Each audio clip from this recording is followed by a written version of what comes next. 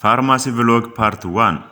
ሰላም የአርኤክስ ቲዩብ ቤተሰቦች እንደምን አላችሁ? ዛሬ ማስቃኛችሁ የፋርማሲ ባለሙያ ከዲዩቲ ወይንም ከአዳር በኋላ ያለው የእንቅልፍ ስሜት ምን ይመስላል? ድባቡስ ከአዳር በኋላ ያለው እንዴት ነው? አታዩም? እዚህ ቦታ ያፋሽገ ያንጠራራኝ ነው የሚገኘው። ያው ምንም ማድረግ አይቻልም ፋሚሊ።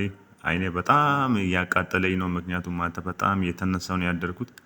ቢሆንም የስራው ባህሪ ነው ብዬ ትንሽ ሰዓት ግን ከእንቅልፍ እንደተነሳው ብዙ ጊዜ ካልጋ መውረድ ደስ አይለኝም። ልመሰጥ አልኩና ቀኔን እንዴት ሊጀምር አልኩና ትንሽ ወደ ኋላ ተደገፍኩና እንግዲህ ማሰላሰል ጀመርኩኝ።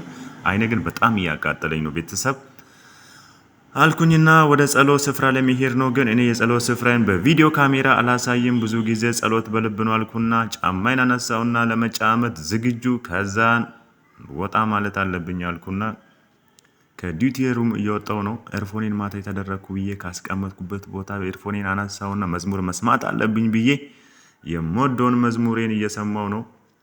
ቤተሰብ እንግዲህ ከእንቅልፍ ስንነሳ ምን ጊዜ መዝሙር ማዳመጥ ቀናችንን ብሩህ ያደርጋል፣ ያማረ ያደርገዋል።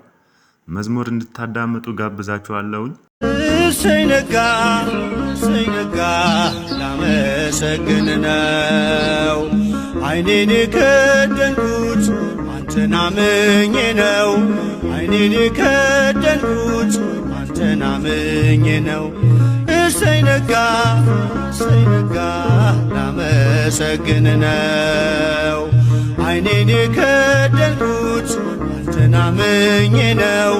አይኔን ከደንኩት አንተን አምኜ ነው።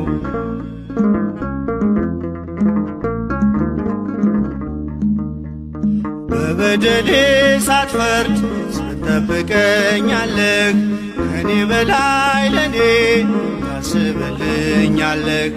የማታንቀላፋው ትጉህ እረኛዬ ብርሃኑን ያየሁት አንተ ነው ጌታዬ።